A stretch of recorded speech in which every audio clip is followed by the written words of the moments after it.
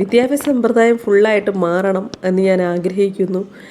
അതിന് എൻ്റെ കയ്യിൽ ഒത്തിരി കാശ് വരുവാണെങ്കിൽ ഞാനൊരു യൂണിവേഴ്സിറ്റി തന്നെ തുടങ്ങും എന്നൊക്കെ അദ്ദേഹം പറയുന്ന ഒരു ഭാഗം കൂടി ഉണ്ടെന്ന് കേട്ട് നോക്കണം. അദ്ദേഹം എനിക്ക് തോന്നുന്നു ഒരു യൂണിവേഴ്സലൈസേഷൻ ഓഫ് എഡ്യൂക്കേഷനാണ് ഉദ്ദേശിക്കുന്നതെന്ന് തോന്നുന്നു. തരംതിരിവുകളില്ലാതെ എല്ലാവർക്കും അവരവർ ഇഷ്ടപ്പെട്ട രീതിയിൽ വിദ്യ ആർജിക്കുവാനുള്ളൊരു സൗകര്യം ഉണ്ടാക്കിയെടുക്കണമെന്നുള്ള ഒരു ബ്രോഡ് മൈൻഡഡ് ആയിട്ടുള്ള ഒരു കാര്യമാണ്, സ്വപ്നമാണ്. എന്നാലും അദ്ദേഹത്തിൻ്റെ സ്വപ്നം എന്താണെന്ന് നമുക്കൊന്ന് കേട്ട് നോക്കാം.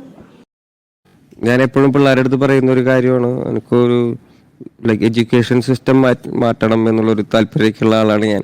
അപ്പം ഞാൻ എൻ്റെ സുഹൃത്തുക്കളുടെ അടുത്ത് പറയാം, എൻ്റെ കയ്യിൽ കുറേ കാശ് വരണം, ഞാൻ ഇവിടെ ഫുള്ള് ബാബാ സാഹേബ് അംബേദ്കർ യൂണിവേഴ്സിറ്റീസ് തുടങ്ങും, ഇവിടെ സ്വതന്ത്ര പഠന കേന്ദ്രം എന്നൊക്കെ പറഞ്ഞ വെറുതെ ആഗ്രഹങ്ങളാണ്. ഞാൻ വെറുതെ പറയണാണ്. എനിക്ക് അങ്ങനെ അങ്ങനത്തെ ആഗ്രഹങ്ങളൊക്കെ ഉണ്ട്. എനിക്ക് നടന്നു മാഷെ അത്ര തന്നെ. പഠിപ്പിക്കാൻ ഞാനും കൂടി വരാം. തീർച്ചയായിട്ടും വായോ. യൂണിവേഴ്സിറ്റിയും കൂടിയാണല്ലോ ഒരർത്ഥത്തിൽ വേണം. യൂണിവേഴ്സിറ്റിയിൽ ഒരു സിലബസ് ആയിട്ട് മാറുകയാണ് ആ അർത്ഥത്തിൽ. ഡോക്ടർ അരുൺ പറയുന്ന കേട്ടോ, താങ്കൾ അങ്ങനെ ഒരു യൂണിവേഴ്സിറ്റി തുടങ്ങുകയാണെങ്കിൽ ഞാൻ പഠിപ്പിക്കാനായിട്ട് വരും. താങ്കളൊരു യൂണിവേഴ്സിറ്റി കൂടെ ആയി കഴിഞ്ഞുവല്ലോ, ഒരു സിലബസിൻ്റെ ഭാഗമായി മാറിയല്ലോ എന്നാണ് അദ്ദേഹം അവിടെ പറഞ്ഞിരിക്കുന്നത്. ശരിയാണ്. ഒരു സാധാരണക്കാരനായ ഒരു മനുഷ്യൻ അവൻ അനുഭവിച്ച കുറേ അസഹിഷ്ണുതകൾ അവൻ മാത്രമല്ല, അവനെപ്പോലെയുള്ള മറ്റു പലരും സമൂഹത്തിലെ ഏകദേശം 80-85-90% ജനങ്ങൾ അനുഭവിച്ചുകൊണ്ടിരിക്കുന്ന തീക്ഷ്ണമായ ജീവിത സാഹചര്യങ്ങളും അടിച്ചമർത്തലുകളും മാറ്റി നിർത്തപ്പെടലുകളും ഒക്കെ തൻ്റെ ഹിപ്പ് ഹോപ്പ് അല്ലെങ്കിൽ സംഗീതത്തിലൂടെ മറ്റുള്ളവരെ അറിയിക്കുവാനും അതിലൂടെ അവരെ ആർജവത്വം ഉൾക്കൊണ്ടുകൊണ്ട് സമൂഹത്തിൻ്റെ മുൻനിരയിലേക്ക് വരുവാനും അതിനെ പ്രതികരിക്കുവാനും ഒരു മനസ്സ് അല്ലെങ്കിൽ ഒരു പിൻബലം നൽകുന്നത് ആഴ്ന്നിടമെന്നുള്ള കവിത, അത് ശരിയായ അർത്ഥത്തിൽ ഉൾക്കൊണ്ട് അതിന് സംഗീതം മാത്രമല്ല, അതിൻ്റെ വരികൾ നമ്മൾ എടുത്തു കഴിഞ്ഞാൽ ഒരു പക്ഷേ ഭയങ്കരമാണ് കേട്ടോ. ഇതെങ്ങനെയൊക്കെ എഴുതാൻ അദ്ദേഹത്തിന് എങ്ങനെ സാധിക്കുന്നു എന്ന് ഞാൻ പലപ്പോഴും ആലോചിക്കണം. വായനയാണ്, മറ്റൊന്നുമല്ല, വായനയാണ്. അതിനിടയ്ക്ക് അരുൺകുമാർ മറ്റൊരു ചോദ്യം ചോദിക്കുന്നു, ഈ പറഞ്ഞ കാര്യങ്ങൾക്കിടയ്ക്ക് താങ്കൾക്ക് പ്രണയിക്കുവാൻ എവിടെ ടൈം കിട്ടുന്നു എന്ന്. അപ്പോൾ വേടൻ്റെ മുഖത്തൊരു കുഞ്ഞു നാണവും ചിരിയൊക്കെ നമുക്ക് കാണുവാനായെങ്കിലും പെട്ടെന്ന് തന്നെ അതൊക്കെ മാറ്റി നിർത്തിയിട്ട് അദ്ദേഹവും സടകുടഞ്ഞ് ഉയർന്നെഴുന്നേറ്റുകൊണ്ട് ലോകത്തിലെ എല്ലാ വിപ്ലവകാരികളും അല്ലെങ്കിൽ അങ്ങനെയുള്ളവരൊക്കെ പ്രണയിച്ചിട്ടില്ലേ മാഷെ എന്നൊരു ചോദ്യം.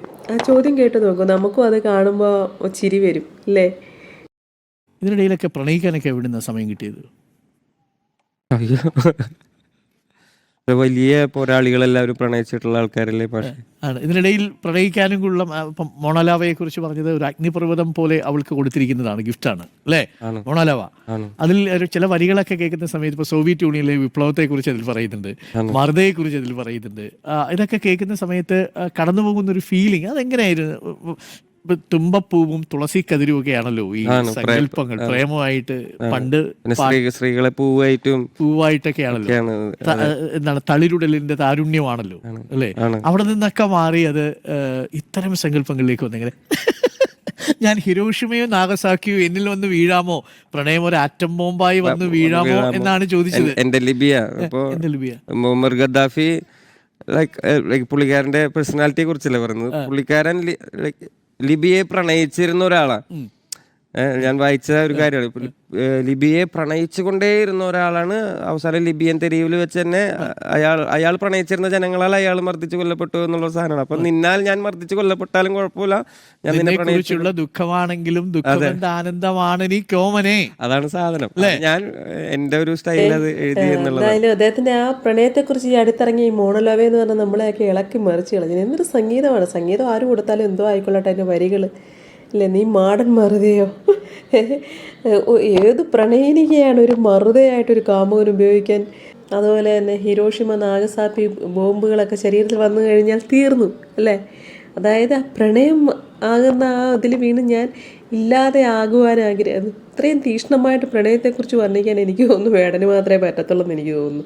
മറ്റുള്ളവരെല്ലാം അതിന് പ്രണയത്തെക്കുറിച്ച് നമ്മളൊരു സങ്കല്പം ഉണ്ടാകുക എന്ന് വെച്ചിട്ടുണ്ടെങ്കിൽ അതെല്ലാം ഒരു ശാന്തമായ കുളിർ തെന്നൽ പോലെ ഒരു ചെറിയൊരു ഇളം അരുവി ഒഴുകി പോകുന്ന പോലെ. പക്ഷേ ഇതല്ല, ഒരു കൊടുങ്കാറ്റാണ് അല്ലേ. അതാണ് വേടൻ. പിന്നീട് അരുൺ ഒരു ചോദ്യം ചോദിക്കുന്നുണ്ടേ, എന്താണ് വേടൻ്റെ സ്വപ്നത്തിലെ നാട്, എങ്ങനെയായിരിക്കണം, അതിൽ ആരുണ്ടായിരിക്കരുത്? അതൊരു വല്ലാത്തൊരു ചോദ്യമായിപ്പോയി. പക്ഷേ അദ്ദേഹം അതിന് വളരെ ടാക്ടിക്കലായിട്ടുള്ളൊരു മറുപടിയാണ് കൊടുത്തിട്ടുള്ളതെന്ന് കേട്ട് നോക്കൂ. വേടൻ്റെ സ്വപ്നത്തിലുള്ളൊരു നാട് അല്ലെങ്കിൽ ഒരു ലോകം, ആ ലോകത്ത് ആരുണ്ടാവരുതെന്നാണ് വേടൻ ആഗ്രഹിക്കുന്നത്? ഞാൻ അങ്ങനെ ആരെങ്കിലും ഉണ്ടായിരിക്കരുത് എന്ന് അല്ലെങ്കിൽ ഏത് ആശയം ഉണ്ടാവരുതെന്നാണ് ആഗ്രഹിക്കുന്നത്? ഞാൻ സമത്വവാദിയാണ്. സമത്വം ഉണ്ടായിരിക്കണമെന്നാണ് ഞാൻ ആഗ്രഹിക്കുന്നത്.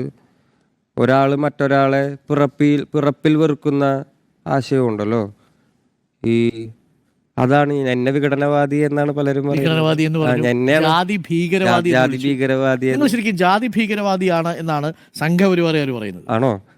ഞാനിങ്ങനെ നോക്കുകയാണ് നിങ്ങളുടെ ഭീകരവാദി എവിടെയാണെന്നുള്ളത്. ജാതി ഭീകരവാദി അല്ലേ? വിടുവായിത്തരം പറയുന്നതായിട്ട് ഞാൻ വിചാരിക്കുന്നുള്ളത്. എന്നെ ജാതീയ ഭീകരവാദി എന്നൊക്കെ കേട്ട് കഴിഞ്ഞാൽ പൊട്ടന്നെ.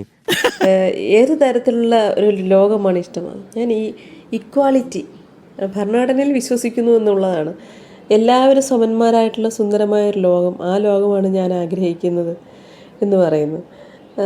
അതായത് ജന്മം കൊണ്ടൊരു മനുഷ്യൻ അധകൃതനാവുന്നത്, താഴ്ന്ന ജാതിയിൽപ്പെട്ടവനാകുന്നത്. അപ്പോൾ ഒരിക്കലും ഒരാളെയും ജനിച്ച കുടുംബത്തിൻ്റെ പേരിലോ അച്ഛൻ്റെ അമ്മയുടെ പേരിലോ നിറത്തിൻ്റെ പേരിലോ ജാതിയുടെ പേരിലോ മാറ്റി നിർത്തപ്പെടുന്ന ഒരു സമൂഹമല്ല, എല്ലാവരെയും ഈക്വലായിട്ട് കാണുന്ന ഒരു സമൂഹത്തെയാണ് അദ്ദേഹം സ്വപ്നം കാണുന്നത്. അദ്ദേഹത്തിൻ്റെ ഭൂമി ഞാൻ വാഴുന്നിടം എന്നുള്ള ആ കവിതയും ആ ഹിപ്പ് ഹോപ്പ് മ്യൂസിക്കും ആ റാപ്പ് മ്യൂസിക്കും ഒരു സർവകലാശാലയിലെ MA വിദ്യാർത്ഥികൾക്കിടയിൽ ഒരു പഠന വിഷയമായി മാറുന്നു. അദ്ദേഹത്തിൻ്റെ കരങ്ങളാൽ എഴുതപ്പെട്ട അദ്ദേഹത്തിൻ്റെ ചിന്തയിൽ ഉരുത്തിരിഞ്ഞു വന്ന വാക്കുകൾ ഒരു പഠന വിഷയമായി മാറുന്നു എന്ന് പറയും. ഇതിൽ പരവരും മനുഷ്യന് സന്തോഷിക്കാൻ എന്താണ് വേണ്ടത്? നമ്മൾ കേരളത്തിലുള്ളവർ തന്നെ നമ്മൾ വളരെയധികം അഭിമാനം കൊള്ളേണ്ടതായിട്ടുള്ളൊരു കാര്യമാണ്. കാരണം അദ്ദേഹം കമ്പയർ ചെയ്യപ്പെടുക, അദ്ദേഹത്തിൻ്റെ ആ സാഹിത്യ സൃഷ്ടി കമ്പയർ ചെയ്യപ്പെടുന്നത് ലോകം മുഴുവൻ ആരാധിക്കുകയും ഇപ്പോഴും മനസ്സിൽ നെഞ്ചേറ്റിക്കൊണ്ട് നടക്കുകയും ചെയ്യുന്ന മൈക്കിൾ ജാക്സൻ്റെ അദ്ദേഹത്തിൻ്റെ ഒരു റാപ്പ് മ്യൂസിക്കുമായിട്ടാണ് അല്ലേ? ഇതിലപ്പുറം ഇനി എന്താണ് ആനന്ദിക്കാനുള്ളത്? അപ്പോൾ അതിനെക്കുറിച്ച് വേടനോട് പറഞ്ഞിട്ടുള്ള വാക്കുകൾ അദ്ദേഹം നിറഞ്ഞ ആ വാക്കുകൾ നമുക്ക് കേൾക്കാം. ഇപ്പോൾ സർവകലാശാലയിൽ വേടന്റെ പാട്ട് സിലബസിൽ ഉൾപ്പെടുത്തിയ വാർത്ത ഞാൻ ഇന്നലെ വൈകുന്നേരം വായിച്ചു.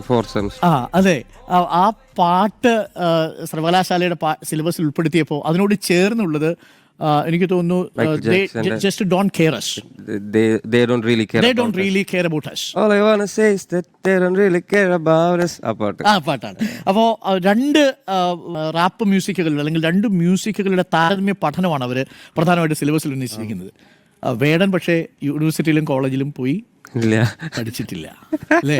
വേടന്റെ പാട്ട് സർവകലാശാലയുടെ പാഠ്യപദ്ധതിയിൽ വരുന്നു. അങ്ങനെ വന്നു എന്നറിഞ്ഞപ്പോൾ എന്താ തോന്നിയത്? ഞാൻ എൻ്റെ സുഹൃത്തുക്കൾ എൻ്റെ സഹോദരന്മാരുടെ അടുത്ത് പറയും, നിങ്ങൾ കണ്ടോ ഒരു ദിവസം ഞാൻ മരിച്ചു പോകുമ്പോഴെങ്കിലും എന്നെ കുറിച്ച് 10ാം ക്ലാസ് പാഠപുസ്തകത്തിലെങ്കിലും പിള്ളേർ പഠിക്കുമെന്ന് പറയാറുണ്ട്. ഞാൻ ഇടയ്ക്ക് വെറുതെ അതെ, ഞാൻ വെറുതെ കോമഡി അടിക്കാൻ വേണ്ടി പറയണാണ് പിള്ളേരുടെ അടുത്ത്. അപ്പൊ ഇതേമാതിരി ഇത് ഞാൻ എപ്പോഴും പറയാനുള്ള ഒരു സുഹൃത്തുണ്ട്, ഹൃദിക്. അപ്പൊ ഹൃദിക്കാണ് ഏർലി മോർണിംഗ് എനിക്ക് ഇത് അയച്ചു തരുന്നത്, കാണണമെന്ന് പറഞ്ഞിട്ട്. അപ്പൊ ഞാൻ ആരുടെ അടുത്തൊന്നും പറഞ്ഞതിന് എനിക്ക് ഭയങ്കര സന്തോഷമായി. അത് നമ്മളെ കുറിച്ച് പഠിക്കുക.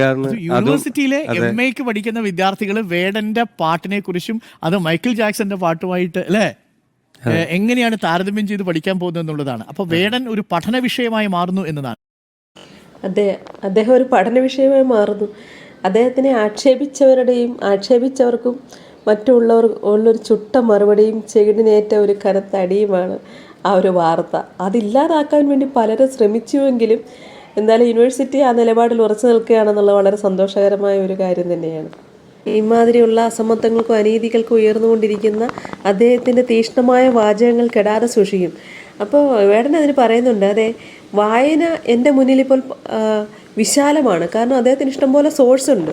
അപ്പോൾ ആ ഒരു സോഴ്സ് ഞാൻ പരമാവധി സൂക്ഷിക്കും. അദ്ദേഹത്തിൻ്റെ ഓരോ വാക്കുകളിലും നമുക്കത് വ്യക്തമായിട്ട് കാണുകയും ചെയ്യാൻ സാധിക്കും. കാരണം അത്രയും പരന്ന വായനയുള്ള ഒരാൾക്ക് മാത്രമേ ഇത്രയും വ്യക്തമായിട്ട് ഇത്ര കൃത്യമായിട്ടും തൻ്റെ ആശയങ്ങൾ ഇത്രയും തീക്ഷ്ണമായ വാക്കുകളിലൂടെ പുറത്തേക്ക് എത്തിക്കാൻ സാധിക്കത്തുള്ളൂ. അപ്പം അതിലേക്ക് തൻ്റെ രാഷ്ട്രീയ നിലപാടുകളും താങ്കൾ ഇതിൽ നിർത്തത്തില്ലല്ലേ, അത് തന്നെ തുടർന്നുകൊണ്ടിരിക്കുമല്ലേ എന്ന് പറയുമ്പോൾ വേടൻ പറയുന്ന അവസാനം ഒരു വാക്കുണ്ട്, I am the chosen one. അതൊരു പവർഫുള്ളായിട്ടുള്ളൊരു സ്റ്റേറ്റ്മെൻ്റാണ് കേട്ടോ. ഞാൻ തിരഞ്ഞെടുക്കപ്പെട്ടവനാണ്, തന്നെത്താൻ ഏറ്റെടുത്തിരിക്കുകയാണ്. ഞാൻ കൂടുതൽ വായിച്ചുകൊണ്ട് എനിക്ക് വായിക്കാനുള്ള സാഹചര്യങ്ങളൊക്കെ ഇപ്പോൾ ഭയങ്കര ഓപ്പണായി എനിക്ക്. അപ്പം ഞാൻ കൂടുതൽ വായിച്ചുകൊണ്ടിരിക്കുക. എനിക്ക് ഒരിക്കലും ആ തീ കെട്ടുപോകാതിരിക്കാൻ ഞാൻ കിണഞ്ഞ് പരിശ്രമിച്ചുകൊണ്ടേയിരിക്കും. ആ ഫയർ വിടാതിരിക്കാൻ തീർച്ചയായിട്ടും. രാഷ്ട്രീയം പറയുന്നത് നിർത്തുകയില്ല. അത് like I think I am the chosen one. Think I am the chosen one. ഞാനല്ലെങ്കിൽ മറ്റാരും ഇത് പറഞ്ഞു. അതാണ്